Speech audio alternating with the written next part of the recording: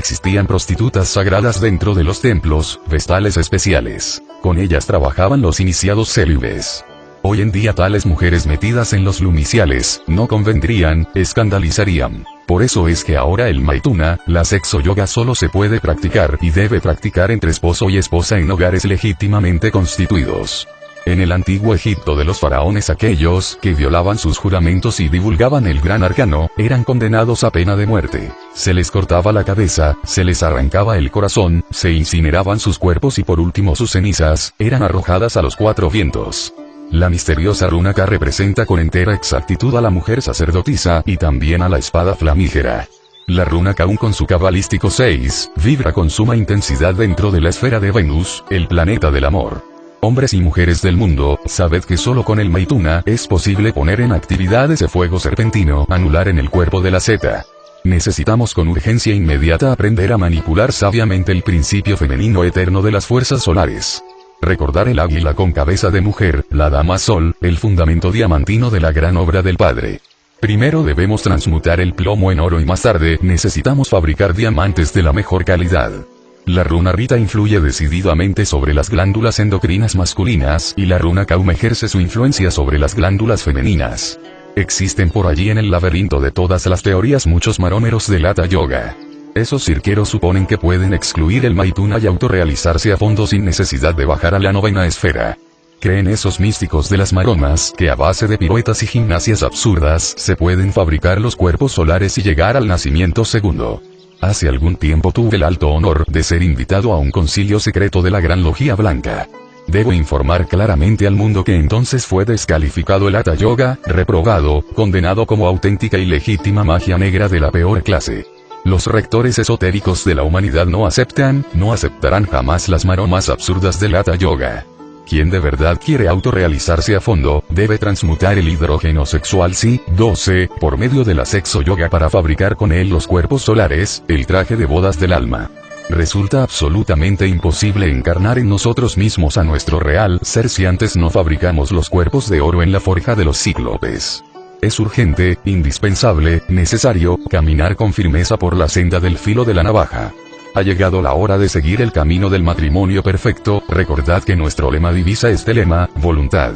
Los misterios de la runa Kaum resplandecen gloriosamente en el fondo del arca, aguardando el instante de ser realizados. Capítulo 35. La región purgatorial. Aquella águila con plumaje de oro puro que arrebató a Ganímedes llevándoselo al Olimpo para servir de copero a los dioses, tiene siempre la costumbre de cazar en la región purgatorial. Esa ave majestuosa del espíritu, dando vueltas maravillosas, baja terrible como el rayo y arrebata el alma hasta la esfera del fuego para arder con ella convertidas las dos en llama viva. Recordemos al poderoso Aquiles revolviéndose espantado y sin saber dónde se encontraba, cuando su madre, robándoselo a Quirón, le transportó dormido a la isla de Esquiros, de donde le sacaron después los griegos. Vengan a mi memoria aquellos tiempos en que yo abandoné el Averno para ingresar en la región purgatorial. Ya mi madre me había instruido a fondo, convertida en una verdadera dolorosa. Había navegado conmigo en la barca de Carón. Me había demostrado la disolución del yo pluralizado, y por último me había enseñado que la mente desprovista del ego, continúa con las malas tendencias. ¡Oh Dios mío! El yo pluralizado al disolverse deja en la mente sus semillas de perdición. Los yogis dicen que hay que freír esas semillas, incinerarlas, reducirlas a polvareda cósmica. Es urgente comprender que el yo renace como la mala hierba de entre sus propias semillas. Necesitaba pues, incinerar esas malas simientes de la hierba venenosa. Era necesario ingresar en la región purgatorial del mundo molecular inferior para quemar el semillero del mí mismo. Me aproximé hasta llegar al sitio que antes me había parecido ser una rotura, semejante a la brecha que divide un muro, y vi una puerta a la cual se subía por 3 gradas, de diferentes colores. En aquel pórtico terrible estaba grabada con caracteres indelebles la palabra purgatorio.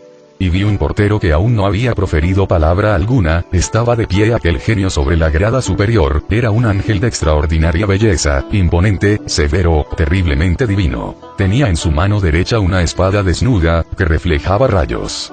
Todo aquel que intenta penetrar en la región purgatorial, se postra devotamente a los pies de ese ángel, y le suplica por misericordia que abra, dándose antes 3 golpes de pecho. Momentos inolvidables y terribles son aquellos en que el ángel escribe con su espada en la frente del iniciado la letra P, repetida 7 veces. Entonces se escucha de sus labios la siguiente frase: procura lavar estas manchas cuando estés dentro. ¿Recordáis el caso de la mujer de Lot? Por mirar hacia atrás quedó convertida en una estatua de sal. Así también el ángel del purgatorio advierte que aquel que mira hacia atrás, después de haber entrado al mundo molecular inferior, pierde su trabajo, vuelve a salir por donde entró. Esto significa arrepentimiento absoluto, no volver a cometer los mismos errores del pasado, no delinquir. Quien mira hacia atrás falla, repite los mismos errores, retorna al pasado pecador, no se purifica. Todo aquel que mira hacia atrás se convierte en un fracaso purgatorial. En el purgatorio se debe marchar con firmeza hacia adelante. En la región molecular inferior comprende uno cuán absurda es la soberbia y el orgullo. Nosotros solo somos simples crisálidas, miserables gusanos del lodo de la tierra, dentro de los cuales puede formarse a base de tremendos superesfuerzos íntimos, la mariposa celestial, pero no es una ley que eso suceda, pueden perderse tales crisálidas y eso es lo normal. Cuán necios son esos envidiosos que al ver a otra persona feliz, sufren lo indecible. ¿Por qué pondrán su corazón en lo que requiere una posesión exclusiva? Beati pacifici, que carecen de pecaminosa ira. Desafortunadamente la cólera, el enojo, pueden disfrazarse con la toga del juez o con la sonrisa del perdón. Cada defecto es multifacético. En la región purgatorial sufrimos espantosamente entre el fuego de la lujuria. Revivimos en esferas subconscientes, sumergidas, todos los placeres de la pasión sexual, pero esto nos causa profundo dolor. Ada esit pavimento anima mea. Pobres almas que se apegaron a las cosas terrenales, cuánto sufren en la región purgatorial. Gentes de la región purgatorial. Recordados digo, a Pigmalión, a quien su pasión por el oro hizo traidor, ladrón y para colmo de males parricida también. ¿Y qué diremos de la miseria del avaro Midas, con sus absurdas peticiones convertido en un personaje ridículo por incontables siglos? ¿Y qué diremos de la pereza? Sirena que distrae a los marinos en el inmenso mar de la existencia, ella apartó a Ulises del camino, y de su horrible vientre sale la pestilencia. Glotones del purgatorio. Mirad a Bonifacio, que apacentó a tantas gentes, ver a Messer Marchese, que habiendo tenido tiempo para beber en Forli con menos sed, fue tal que nunca se sintió saciado. Acordaos de los malditos formados en las nubes, que repletos combatieron a Teseo con sus dobles pechos. Acordaos de los hebreos, que mostraron al beber su malicie, por lo que Gedeón no los quiso por compañeros, cuando descendió de las colinas cerca de Madián. Yo vi y oí en el purgatorio cosas espantosas. Reviviendo allí todas las bestialidades de los antiguos tiempos, me sentía en verdad convertido en cerdo. Un día de esos tantos, platicando con un alma compañera de purgatorio, le dije: hermana mía, aquí nos hemos vuelto unos cerdos. Así es, me contestó, aquí nos hemos convertido en puercos. Pasaba el tiempo y sufría lo indecible incinerando semillas malignas, eliminando porquerías. Y muchas almas compañeras de la región purgatorial parecían cadáveres en descomposición acostadas en lechos de dolor. Eliminaban semillas, horribles larvas inmundas, malas tendencias. Esas pobres almas suspiraban y se quejaban. Jamás olvidaba a mi Madre Divina, siempre suplicaba que me ayudara en ese trabajo purgatorial, que me eliminase tal o cual defecto psicológico. La lucha contra mí mismo fue terrible. Al fin una noche entró en la región purgatorial la bendita diosa Madre Kundalini disfrazada de hombre. Yo la reconocí intuitivamente. ¿Por qué os habéis disfrazado de hombre?, le pregunté. Para entrar en estas regiones, fue su respuesta. ¿Cuándo me sacaréis de aquí? Ella, la adorable, fijó entonces la fecha y la hora. Después vendrá la instrucción televidente, continuó diciendo. Es claro que todo lo entendí. Varios detalles confirmaban la palabra de mi madre. Las 7P, ya se habían borrado poco a poco de una en una, las purificaciones estaban evidentes, patéticas, claras, positivas. Capítulo 36. El templo de Hércules resplandeciente, compañero de aquel templo maravilloso de Jagrenat, del que tantas maravillas dice a Snyder en su formidable obra titulada La Creation ex Mysteries, resplandecía gloriosamente en la sumergida Atlántida el santuario de Hércules, el Cristo. Inolvidables tiempos de honda poesía son aquellos en que el rey Evandro explicaba con elocuencia a Eneas, el eximio varón troyano, todo el encanto delicioso del sacro banquete ofrecido en honor de Hércules. Si el dios Vulcano, el tercer logos, merece en verdad tanto elogio, ¿qué diremos del Señor, el Cristo, el segundo logos, Hércules? Cantó deliciosamente el coro de los adolescentes en el sagrado banquete, entonando el elogio del Señor y sus altos hechos. Enumeró con singular belleza todos sus trabajos. Hércules estrangulando a todas las serpientes venenosas que venían a quitarle la vida cuando aún era muy niño, recordemos a Herodes y la decapitación de los inocentes. Hércules decapitando a la hidra de Lerna, la serpiente tentadora del Edén, la horrible víbora del templo siniestro de la diosa Kali. Hércules limpiando con el fuego sagrado los establos de Ogías, es decir, las 49 regiones subconscientes de la mente humana, donde moran horrendas todas las bestias del deseo. Hércules matando valerosamente al furioso león de Nemea, es decir, eliminando o extinguiendo el fuego luciférico y sacando de las tinieblas a la luz a Cerbero, el perro infernal. El instinto sexual es ciertamente admirable, digno de toda alabanza y gloria. Y pensar, oh Dios, que Hércules repite siempre sus hazañas cada vez que viene al mundo, eso es terrible, grandioso. Es claro y a todas luces resalta patético que primero debemos trabajar en la fragua encendida de Vulcano, el sexo, antes de encarnar a Hércules en nosotros mismos. Desdichado el Sansón de la cábala que se deja dormir por Dalila, aquel que cambia su cetro de poder por el uso de Onfalia, sentirá bien pronto las venganzas de Deyanira, y no le quedará más remedio que la hoguera del monte Eta para escapar de los devoradores tormentos de la túnica de Neso. Desde las alturas de la roca Tarpeya son precipitados al fondo del abismo todos aquellos que traicionan a Hércules. Allá en los tiempos de la sumergida Atlántida, se alzaba el templo de Hércules sobre una mole rocosa. La extraordinaria y marmórea escalinata que daba acceso al templo, su ciclópea e imponente masa, le hacían en verdad precioso hermano gemelo de la egipcia Philae y de muchos otros santuarios venerandos de mayas, nahuas y aztecas. Si pensamos siquiera por un momento en la ciudad de los dioses, Teotihuacán, México, y en los secretos caminos y criptas subterráneas de ese sacro lugar, ignorados por los turistas, no debemos olvidar jamás las colosales construcciones bajo el templo de Hércules.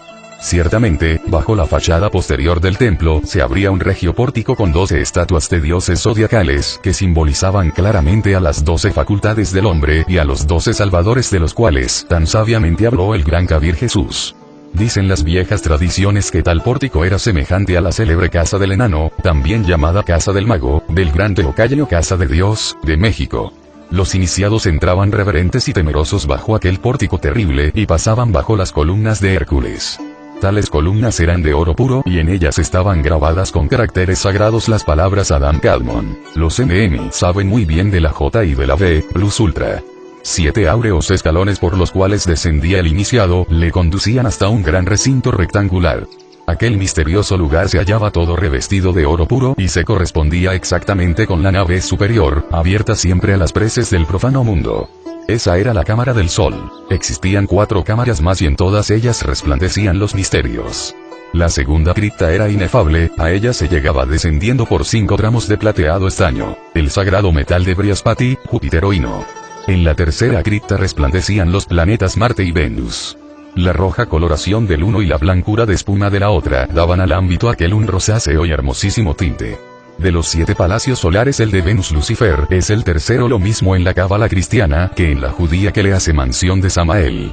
Los titanes de la alegoría occidental están asimismo íntimamente relacionados con Venus Lucifer. Shukra, pues, o sea el regente del planeta Venus, encarnó en la tierra como Usanas, en hebreo Uriel, y dio a los habitantes de este mundo leyes perfectas, que desgraciadamente fueron violadas en siglos posteriores. Yo conocí a Usanas o Uriel en el continente polar durante la primera raza. Escribió un precioso libro con caracteres rúnicos. Lucifer es el aspecto negativo, fatal, de Venus. En la aurora resplandece siempre Venus y se agitan terribles las fuerzas luciféricas. Venus es realmente el hermano mayor, el mensajero de luz de la Tierra, tanto en el sentido físico como en el místico. En la cuarta cámara iniciática del templo de Hércules, resplandecían siempre Saturno y Luna brillando frente a frente sobre el ara. Es urgente recordar que desde la época Atlante se dibujaron claramente los 2 senderos, el de la diestra y el de la siniestra, cuya lucha de más de 800.000 años está simbólicamente cantada en el poema oriental de la Gran Guerra o del Mahabharata. Descendiendo un poco más penetraban los iniciados atlantes en la quinta cripta, la de Hermes, Mercurio, que sobre el ara lucía esplendoroso. Mercurio como planeta astrológico es el nuncio y el lobo del sol Solaris Luminis Particeps. Mercurio es el jefe y el evocador de las almas, el archimago y el hierofante. Mercurio toma en sus manos el caduceo martillo de 2 serpientes, para evocar de nuevo a la vida a las infelices almas precipitadas en el orco, limbo, Tunvirgam Capit, Eikan y Masille evocat orco, con el propósito de hacerlas ingresar en la milicia celeste. Recordad que en el limbo viven muchos santos y sabios varones y dulces doncellas, que creyeron que podrían autorrealizarse sin magia sexual. Pobres almas, no trabajaron en la fragua de los cíclopes, no fabricaron los cuerpos solares, el traje de bodas del alma. Bienaventurado aquel que comprenda en forma íntegra la sabiduría de las 5 criptas del templo de Hércules. Capítulo 37 Runa Gal. Hablemos ahora de elementales, dioses y devas, chispas y